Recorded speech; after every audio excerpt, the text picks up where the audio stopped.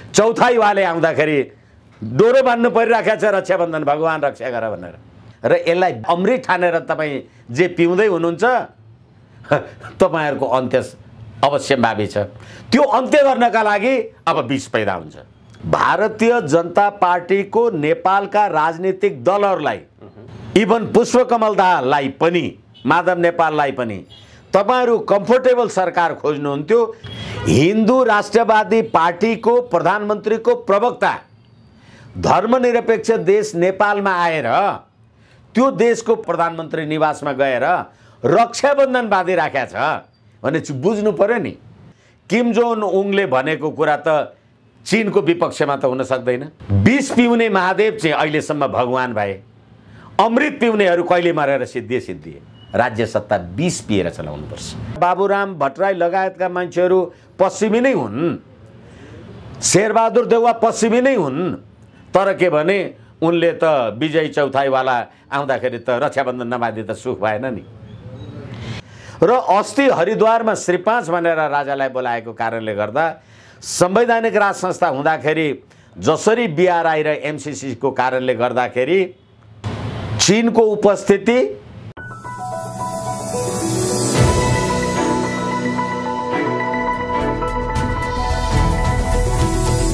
हिमाल online TV.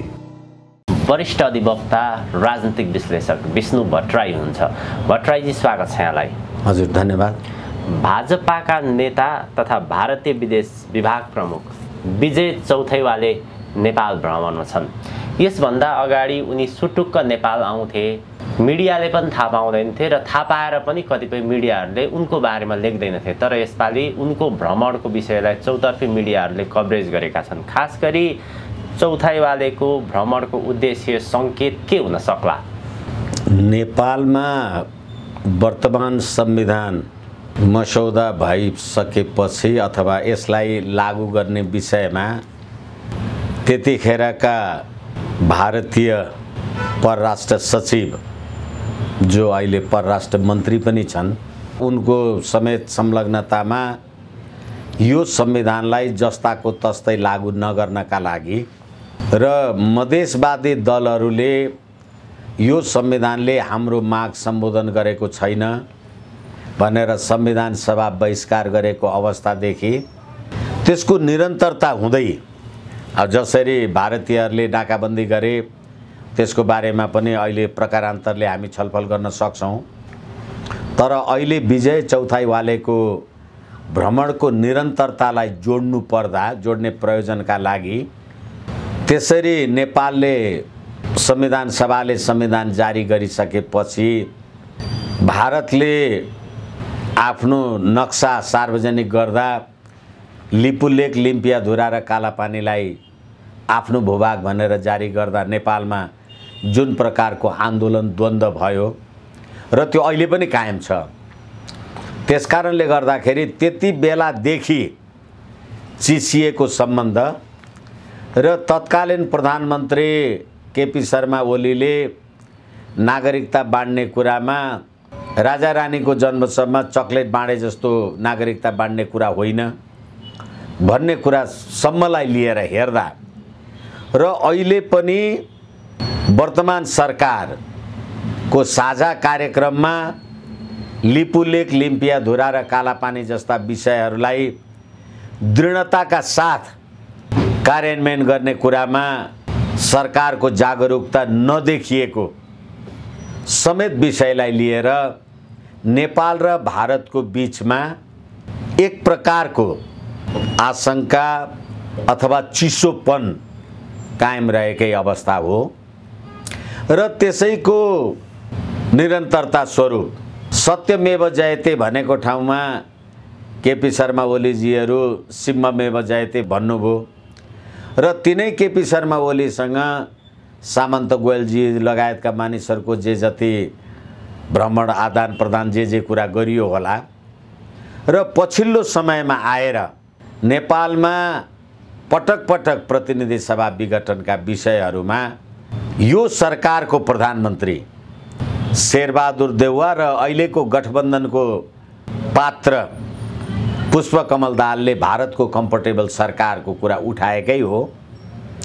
त्यसैले लिपुलेक लिम्पियाधुरा र कालापानीको विषयले निष्कर्ष नपाउँदै र अहिले पनि म हेरिराखेको छु कि लिपुलेक लिम्पियाधुरा र कालापानी जस्ता विषयहरू नेपालले अनाहक रूपमा आफ्नो नक्सामा समावेश गरेर सम्बन्धलाई चिसोपन बनायो भन्ने कुरामा अहिले पनि भारतीयहरू अडिग छन् र यो अवस्थामा भारतको कम्फर्टेबल सरकार भनेर जुन पुष्पकमल दाहालजी भन्नुहुन्थ्यो र त्यसै अन्तर्गतको अहिले शेरबहादुर देउवाको सरकार हुँदाखेरि त्यही कम्फर्टेबलनेसलाई अरू कम्फर्टेबल बनाउनका लागि अहिले विजय चौथाईवालाको भ्रमण हो भन्ने कुरालाई स्पष्टसँग निवेदन गर्न सकिन्छ, जसले गर्दा लिपुलेक लिम्पियाधुरा र कालापानीमा जसरी संविधानको धारा 9 बमोजिमको अनुसूची संशोधन गरेर नेपालको नक्सा त बनाइयो, तर त्यसलाई कार्यान्वयन गर्ने कुरामा नेपालले कार्यान्वयन नगरोस् अथवा गर्न नसकोस् अथवा त्यो गर्ने अवस्था होइन भन्ने कुराको एउटा छद्म नियत पनि हुन सक्छ। र अर्को कुरा के हो भने भारतमा संसारका मलाई लाग्छ 1 अर्ब 25 करोड हिन्दूहरू बस्ने मुलुकमध्ये सबैभन्दा धेरै भारतमा हिन्दूहरू बस्ने र यो संविधानको धेरैवटा प्रावधानमा भारतको असहमति हुँदाहुँदै अहिले त्यहाँ हिन्दूवादी सरकार नरेन्द्र मोदीजीको बीजेपी हिन्दुत्वलाई बढावा दिने सरकार भएको कारणले गर्दा जसले नेपालका राजालाई अहिले पनि श्री 5 भनेर कुम्भ स्नानको लागि हरिद्वारमा निमन्त्रणा गर्यो, त्यो कुरालाई संविधानमा अथवा नेपालमा हिन्दू राष्ट्रको पहिचान वाञ्छनीय छ भन्ने अर्थलाई बुझाउनका लागि पनि आर्जो देउवा राणाले बालुवाटार प्रधानमन्त्री निवासमा रक्षाबन्धनको काम कारबाही गर्नुभयो। म तपाईलाई जिम्मेवारीका साथ के भन्न सक्छु भने तपाईले यिनै शेरबहादुर देउवा जस्ता जहिले पनि मैले कुपात्र कुप्रवृत्तिहरू भन्ने गर्छु भनेदेखि यिनीहरूले धर्मनिरपेक्षको संविधान हामीले उत्कृष्ट संविधान बनायौं भने अहिले पनि पुष्पकमल दाहाल लगायतका माधव नेपाल लगायतका मान्छेहरू त्यही कुरा भन्छन्। तर हिजो केपी शर्मा ओलीको सरकार सर्वहाराको अधिनायकवाद कम्युनिस्टको सरकारको बेलामा रक्षाबन्धनको कुरा गरेको हामीले देखेनौं। हालाकि केपी शर्मा ओलीले पशुपतिमा जलहारी त चढाउनु भयो होला, तर अहिले आर्जो देउवाले विजय चौथाईवालालाई रक्षाबन्धन प्रधानमन्त्री निवासमा गर्नुको के अर्थ हुन्छ? निश्चित रूपमा यो संविधानमा नेपाली जनताको अभिमत बिना तपाईले धर्मनिरपेक्ष जे व्यवस्था गर्नुभएको छ लेख्नु भएको छ त्यसको ठाडो प्रतिकार त्यसको ठाडो विरोध भारतीय सत्ताधारी पार्टीले गर्छ भन्ने कुराको यो सबूत हो। अब अर्को कुरा म तपाईलाई निवेदन गरौं, विजय चौथाईवालाजीको पार्टी सरकारमा होला, तर विजय चौथाईवाले सरकारको प्रवक्ता त होइन, परराष्ट्रको कर्मचारी पनि होइन, कारिन्दा पनि होइन र अहिले नेपाली कांग्रेसको प्रकाश शरण महतको निम्तोमा उहाँ आउनुभयो र रक्षाबन्धन बान्नुहुन्छ र नेपाली कांग्रेसको निर्वाचनको कुरा आइराखेको छ र अस्ति भर्खरै यसका उपसभापति विमलेन्द्र निधि दिल्ली पुगेर आएका छन् भनेदेखि यो सम्पूर्ण कुराको नेक्सस हेर्दाखेरि यो संविधानमा राखेको धर्मनिरपेक्षको बन्दोबस्त र हिजो नेपालका राजा ज्ञानेन्द्रलाई श्री 5 महाराज धिराजको हैसियतमा कुम्भ स्नानमा बोलाएको कुराको लागि यो अनुमोदन हो। किनभने वर्तमान प्रधानमन्त्री हुनुभन्दा 5-7 दिन अगाडि राधे राधेमा गएर सेतो लुगा लगाएर गम्छा सम्छा बानेर एकदम हिन्दू धर्मको अथवा धार्मिक मान्यताको काम कारबाहीमा उहाँहरू संलग्न हुनुभएको थियो भनेदेखि त्यो कुराको संकेत भारतीय जनता पार्टीको अथवा नरेन्द्र मोदीजीको सत्ताधारी शक्तिको नेपालमा हिन्दू राष्ट्रको पहिचान भन्ने कुरा अहिलेको रक्षाबन्धनबाट बुझ्नका लागि नेपाली जनतालाई यो सन्देश हो। र अस्ति हरिद्वारमा श्री 5 भनेर राजालाई बोलाएको कारणले गर्दा संवैधानिक राज संस्था हुँदाखेरि जसरी BRI र MCC को कारणले गर्दाखेरि चीनको उपस्थिति र अमेरिकाको सशक्त उपस्थितिको सम्भावनालाई यो राज्य प्रणालीले जे गरिराखेको छ त्यसले भारतको स्वार्थमा प्रतिकूल असर पर्छ भन्ने कुराको सबूतका सन्देशका लागि पनि यो विजय चौथाइवालेको आगमन हो भन्ने मलाई लाग्छ। र अर्को कुरा के हो भने भन्दा अब जहिले पनि अब सधैँ निन्दा आलोचना नगरौँ भन्दा पनि गर्नुपर्ने हुन्छ। यिनीहरूले बनाएको कूटनीतिक आचार संहिता 2068 मा कुनै विदेशी शक्ति राष्ट्र व्यक्ति व्यक्तित्व सार्वजनिक चरित्र अथवा सार्वजनिक ओहदा जिम्मेवारीको मानिस आउँदा र त्यो व्यक्ति व्यक्तित्वसँग नेपालको जिम्मेवारीमा रहेको सार्वजनिक जनजीवनको मान्छेले जे वार्ता कुराकानी गर्छ त्यो सार्वजनिक हुनुपर्छ अथवा परराष्ट्र मन्त्रालयलाई थाहा हुनुपर्छ आदि इत्यादि कुराहरूको व्यवस्था गरिएको छ। तर अहिले सरकार बनेको 45 दिन हुन लाग्यो। 165 को संसद सदस्यले तपाईलाई विश्वासको मत दिएका छन्। तपाई सरकारमा मन्त्री भर्ना गर्न सक्नुहुन्न। तर विजय चौथाइवाला आएको कुरालाई जसरी सार्वजनिक रूपमा धेरै भूतपूर्व प्रधानमन्त्रीहरूलाई भेट्या, केपी शर्मा ओलीलाई भेट्या, उसलाई भेट्या, कोनी केलाई भेटेको भनेपछि त अहिले वास्तवमा के बीजेपी को अन्तर्राष्ट्रिय विभागका प्रमुख को जुन प्रकारको यहाँ नेपालका वरिष्ठतम राजनीतिज्ञहरू राष्ट्रिय राजनीतिका प्रखर व्यक्तित्वहरूलाई भेट्ने कुराले गर्दाखेरि केपी शर्मा ओली लगायत पुष्पकमल दाहाल लगायतका मानिसहरू नेपालमा हिन्दू राष्ट्र र संवैधानिक राज संस्थाको बारेमा उनीहरूले पुनर्विचार गर्ने बेला त भएको होइन भन्ने कुराको हकमा पनि मैले चाहिँ यसरी लिएको छु।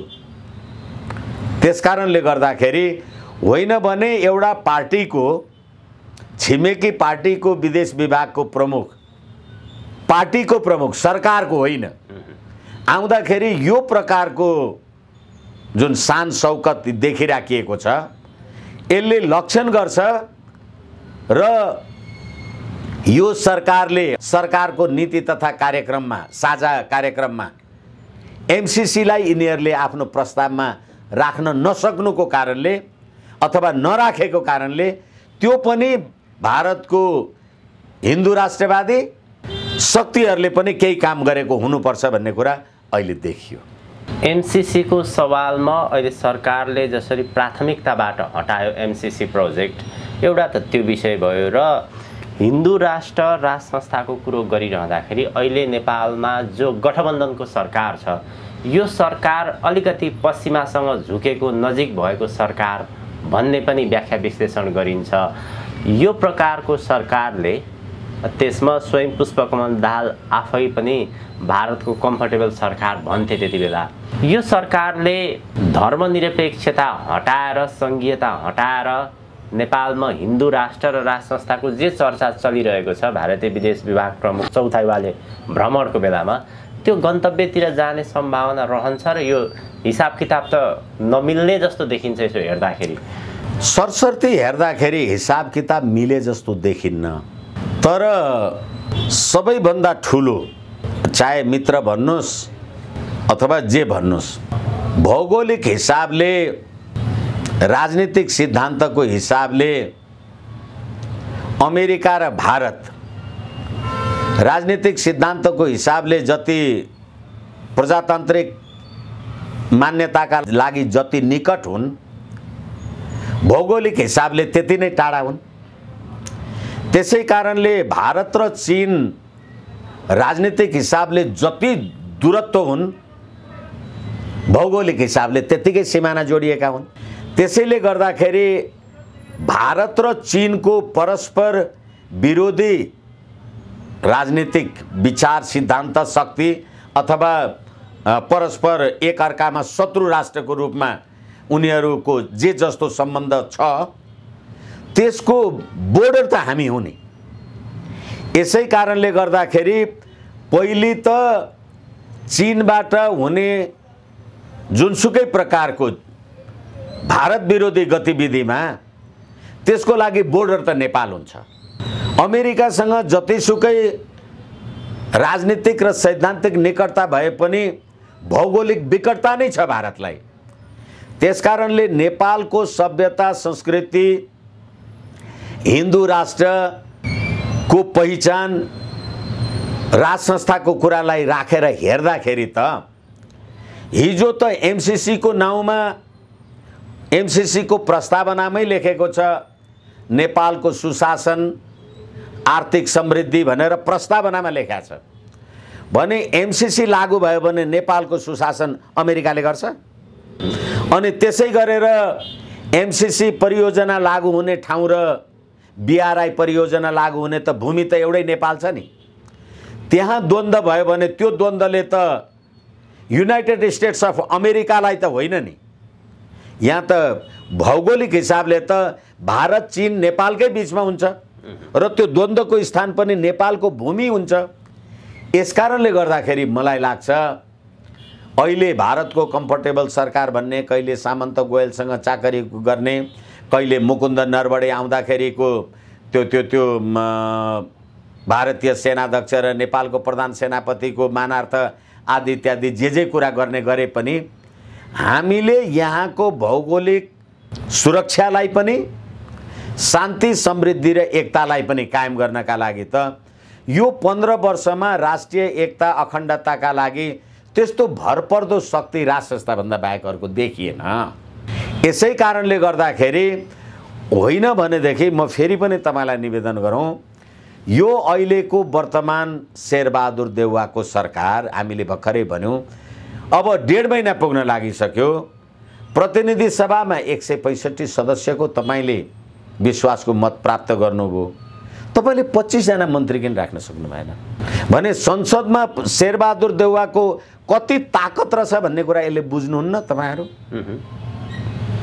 अनि त्यति निर्धो मान्छे प्रधानमन्त्री भएको छ अनि विजय चौथाईवाले आएर बालुवाटारमा रक्षाबन्धन गर्छन् भनेपछि यो हिन्दुत्वको सन्देश होइन भने के हो त। र अर्को कुरा के हो भने जसरी अब लिपुलेक लिम्पिया धुरा र कालापानीवाला कुरामा जुन प्रकारको चिसोपन र मैले आम सञ्चारमा भनेको छु,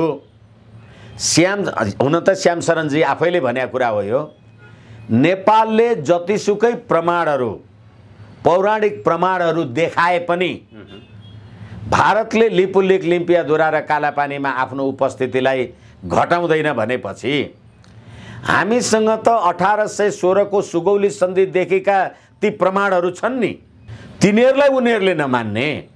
तर अहिले विजय चौथाईवाले आएर सबै राजनीतिक दलका प्रमुख र भूतपूर्व प्रधानमन्त्रीहरूलाई पनि भेट्ने र अहिले तपाईले भन्नुभए अनुसार आम सञ्चारले त्यसलाई प्रमुखताका साथ स्थान दिने, जो भारतको सरकार होइन सरकारमा रहेको पार्टीको प्रवक्ता मात्रै हो। विदेश विभाग कतिपयले त विजय चौथाईवाले नरेन्द्र मोदीको राजदूत बनेर आएका छन् नेपालमा, त्यो प्रकारको नेताहरूसँग भेटघाट छलफल र भारतले दिएको सन्देश नेताहरूलाई प्रभाव गरिरहेको पनि भन्छन्। हो, भाषा आफ्नो आफ्नो। अहिले तपाईले राख्नु भएको जिज्ञासा र मलाई लाग्छ मैले अहिले तपाई समक्ष गरेको निवेदनमा केही फरक छैन। अहिले मैले सरकार र दल भनेर किन फरक गरिराखेको छु भनेदेखि अहिले पनि भारत त धर्मनिरपेक्षै राष्ट्र हो नि, तर नरेन्द्र मोदीजी र उहाँको पार्टी त हिन्दू राष्ट्रवादी पार्टी हो नि त। हिन्दू राष्ट्रवादी पार्टीको प्रधानमन्त्रीको प्रवक्ता धर्मनिरपेक्ष देश नेपालमा आएर त्यो देशको प्रधानमन्त्री कार्यालय प्रधानमन्त्री निवासमा गएर रक्षाबन्धन बाँधिराखेको छ भने बुझ्नु पर्यो नि। होइन भने त आर्जु राणाजीले किन रक्षाबन्धन गर्नुभयो, आवश्यक छ। यसै कारणले गर्दाखेरि भारतीय जनता पार्टीको नेपालका राजनीतिक दलहरूलाई इभन पुष्पकमल दाहाललाई पनि माधव नेपाललाई पनि तपाईहरु कम्फर्टेबल सरकार खोज्नुहुन्थ्यो, कम्फर्टेबल सरकारको सन्देश हिन्दू राष्ट्र हो भन्ने प्रुफ भएन। नेपालमा भारतले जे चाहन्छ जस्तो प्रकारको इन्ट्रेस्ट छ र मानौ न नरेन्द्र मोदीको राजदूत बनेर नै चौथाइवाले नेपालमा आएका छन्। कालापानी, लिपुलेक, लिम्पियाधुरा पछिल्लो समय पूर्व प्रधानमन्त्री केपी शर्मा ओलीले कालापानी, लिपुलेक र लिम्पियाधुरा सहितको नेपालको नक्सा जारी गरिसकेपछि नेपाल र भारत बीचको सम्बन्ध चिडिएको थियो र भारतले बारम्बार भन्दै आएको थियो नेपालले जो नयाँ नक्सा जारी गरेको छ त्यो हामीलाई स्वीकार्य छैन, त्यो कालापानी, लिपुलेक, लिम्पियाधुरा त्यो भारतकै भूमि हो, नेपालको होइन। र तपाईले भने अनुरूप विजय चौथाइवाले नेपाल र भारत बीचको नक्साको कारणले चिडिएको सम्बन्धलाई उसले सुधार गर्न चाहन्छ, नेपालमा हिन्दू राष्ट्र र राज संस्था कायम गर्न चाहन्छ। त्यसका निमित्त राजदूतकै भूमिकामा नेपालमा उनी आएका छन् भनेर भनिरहँदाखेरि अहिलेको जो गठबन्धनको सरकार छ, खास गरी पश्चिमी लबिङको सरकार भनेर भनिन्छ, प्रधानमन्त्री शेरबहादुर देउवा अमेरिकाका विशेष मान्छे भन्छन्, पुष्पकमल दाहाल प्रचण्ड, बाबुराम भट्टराई, उपेन्द्र यिनीहरू चाहिँ पश्चिमा खेमासँगै नजिक छन् भनेर भनिन्छ। यो सरकारले, यो सरकारमा रहेको व्यक्तिहरूले भारतले दिन खोजेको सन्देश अथवा उनीहरूले लान खोजेको बाटो जान्छन् त भनेको। त्यसैले मैले अघि भने पश्चिमा शक्तिको कुरा गर्दाखेरि पश्चिमीहरूले नेपालमा आफ्नो प्रभाव र दबाब राख्नु पर्यो भने त्यो सोझै राख्छन् कि भारतको मार्फत हुन्छ। यसै कारणले मैले भने सिद्धान्तको कारणले अमेरिका भारत जतिसुकै निकट भए पनि भूगोलको हिसाबले अत्यन्त दूरत्व राख्छन् र सबभन्दा पहिलो कुरा त भारतलाई पनि आफ्नो राष्ट्रिय अक्षुण्णताको प्रश्न छ, चीनलाई पनि छ, हामीलाई पनि छ। यसै कारणले गर्दा लिपुलेक, लिम्पियाधुरा र कालापानीको विषय अमेरिकाको विषय छैन नि, होइन नि त्यो। लिपुलेक, लिम्पियाधुरा र कालापानी त भारत, चीन, नेपालको विषय हो। त्यसै कारणले हामी लिपुलेक, लिम्पियाधुरामा जे दाबी गरिराखेका छौँ र अस्ति भर्खरै उत्तर कोरियाली राष्ट्रपतिको भनाइ भनेर एउटा मैले आम सञ्चारमा हेर्दै थिएँ। उत्तर कोरियाली राष्ट्रपति किम जोन उङले होइन त्यो 1816 को सुगौली सन्धिमाथि नेपालको गुमेको भूमि फिर्ता सिर्तावाला कुरा उनले पनि गरे भनेर अहिले आम सञ्चारमा आएको छ। त्यसको सत्यता आफ्नो ठाउँमा होला।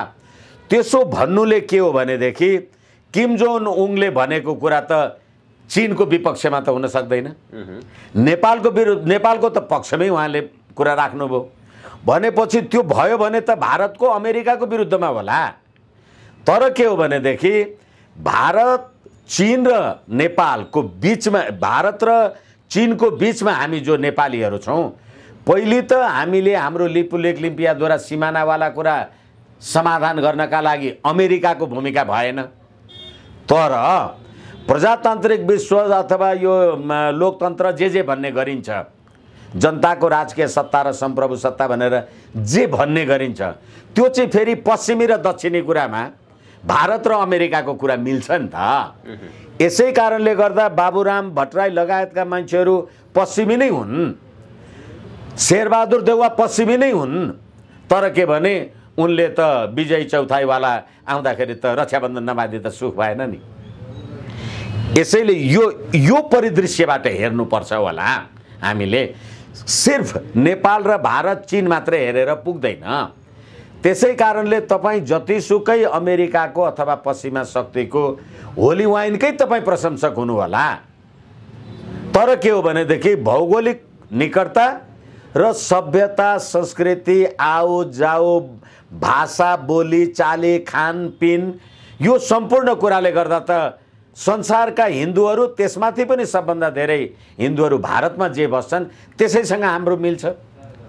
चीनसँग हाम्रो जतिसुकै कूटनीतिक निकटता भए पनि आउ जाऊ, खानपिन, सभ्यता, संस्कृति, धर्म, इतिहास त मिल्दैन नि। यस कारणले गर्दाखेरि यी सबै कुराले गर्दा अब जस्तै भन्नुहोस् न, नागरिकताकै प्रश्नमा पनि होला उत्तरबाट पनि गैरकानुनी रूपले नागरिकता लिएका मान्छेहरू होलान्। तर प्रश्न त जहिले भारतसँग उठिरहन्छ नि। रोटी बेटीको कुरा गर्दा आज पनि अखबारमा रोटी र बेटी लेखेका कुरा मैले हेर्दै थिएँ। अनि अब त्यो रोटी बेटीको कुराले गर्दा भारतको त नागरिकताको कुराले गर्दा त बङ्गलादेशसँग पनि विवाद छ नि।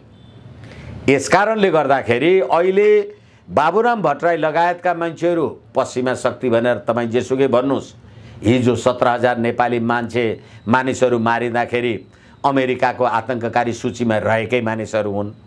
अहिले त अमेरिकाले आतङ्ककारी सूचीबाट तपाईँहरूको नाउँ पो हटाए त।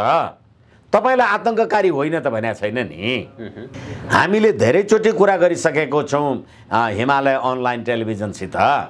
सत्य निरूपण तथा मेलमिलाप आयोगमा परेका 60,000 उजुरीहरू, त्यो उजुरीका अपराधी त बाबुराम, रामबहादुर थापा बादल, प्रचण्ड लगायतकै मान्छेहरू छन् नि।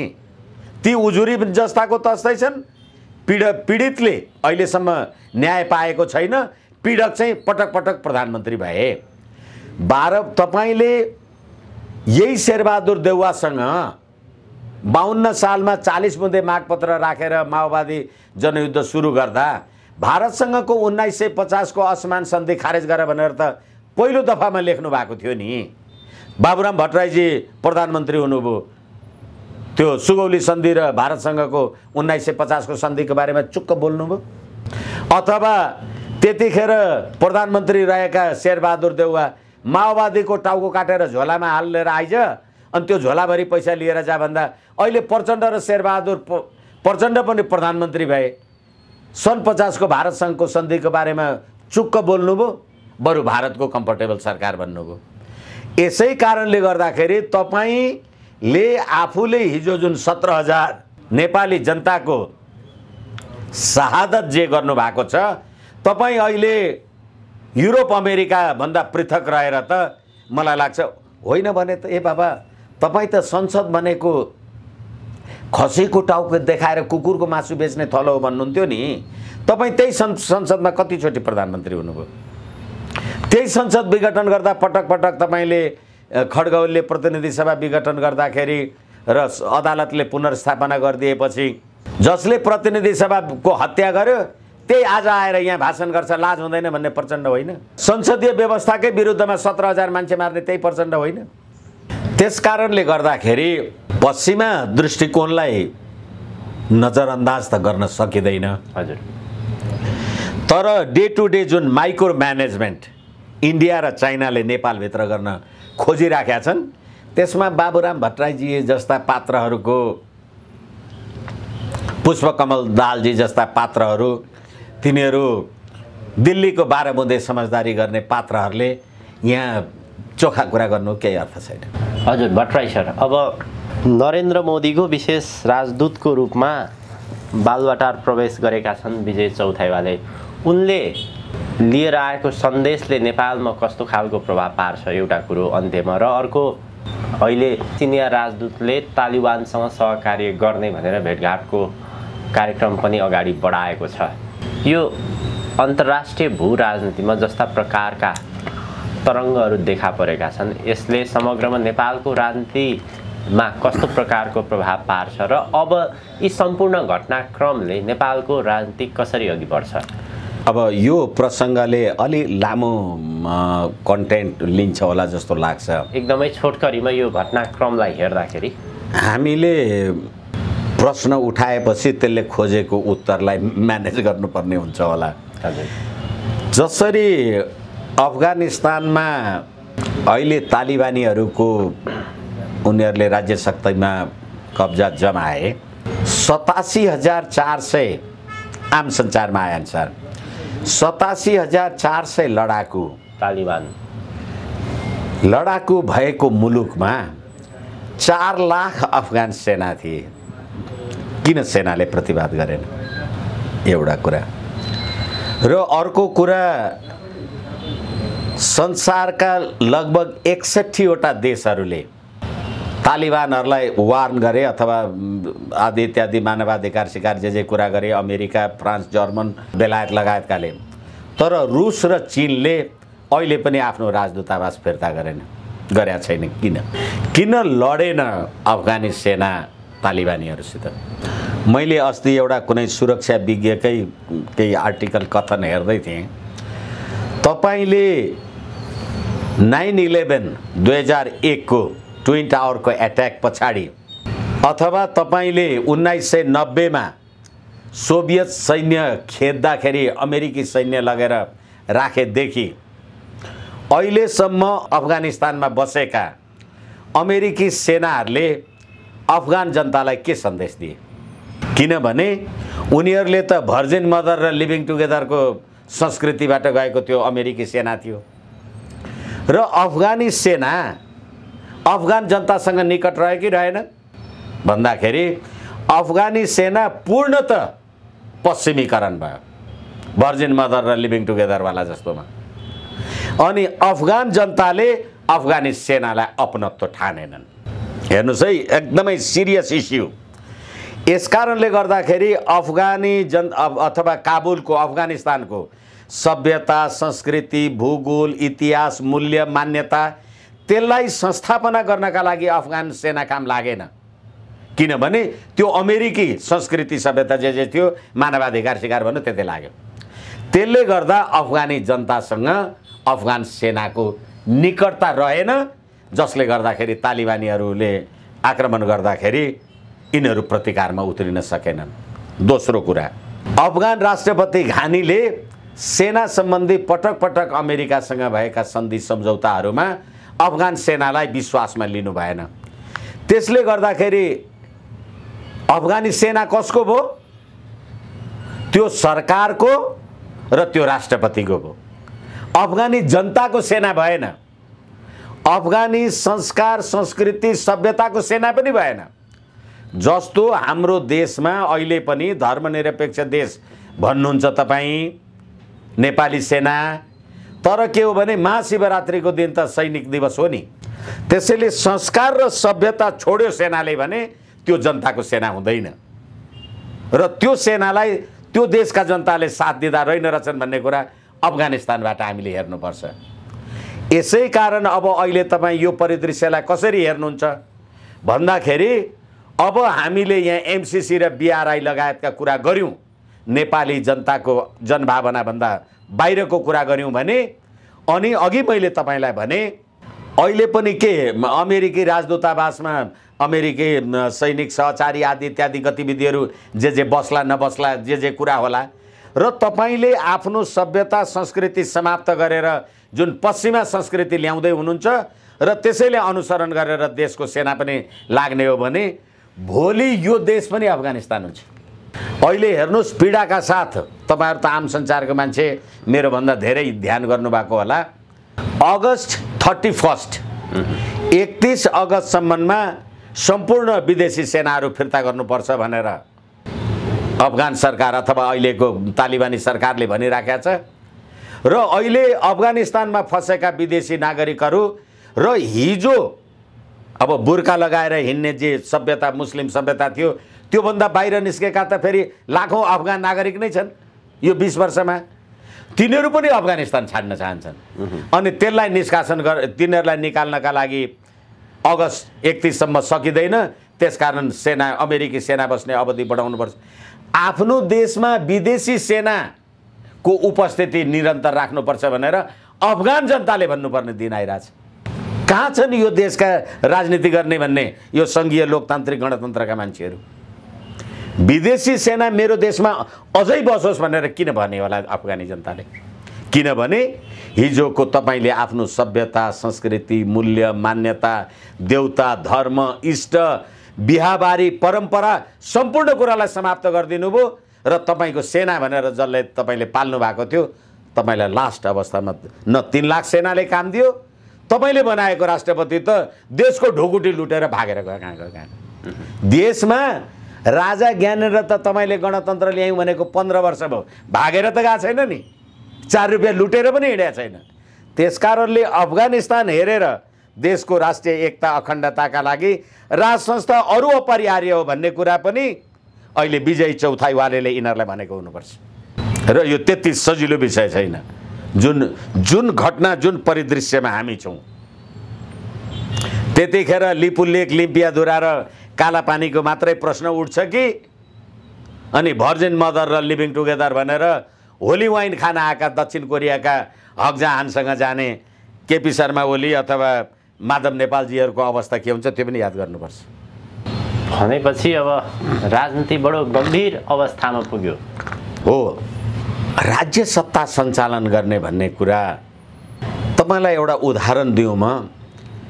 हामीले अहिलेसम्म यी पाखण्डीहरूले जे गरून् अहिले पनि रक्षाबन्धन गर्दैछन्, यिनीहरूको संविधानमा लेखेको धर्मनिरपेक्षताको अर्थ छैन।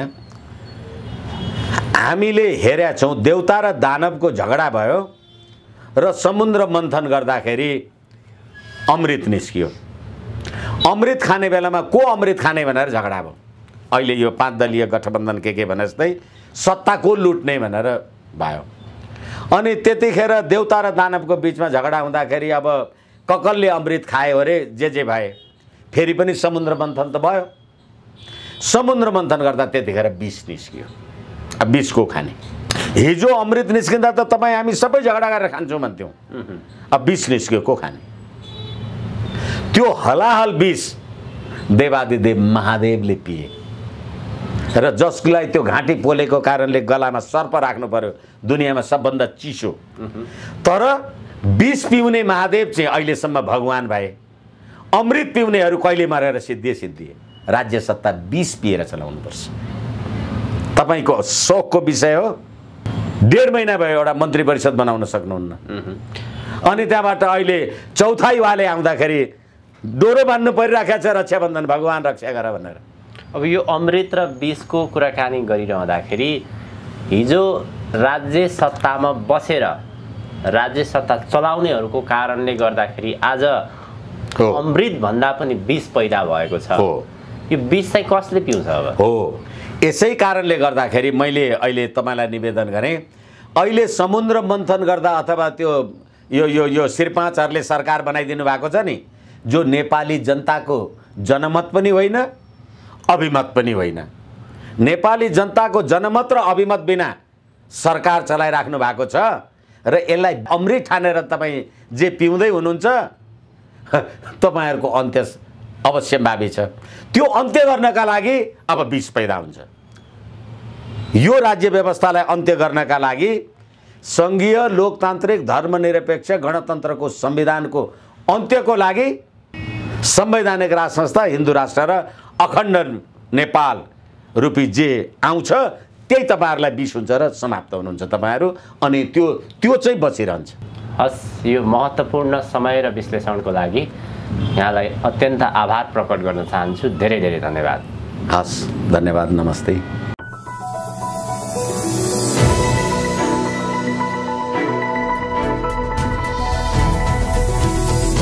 हिमाल ऑनलाइन टीवी।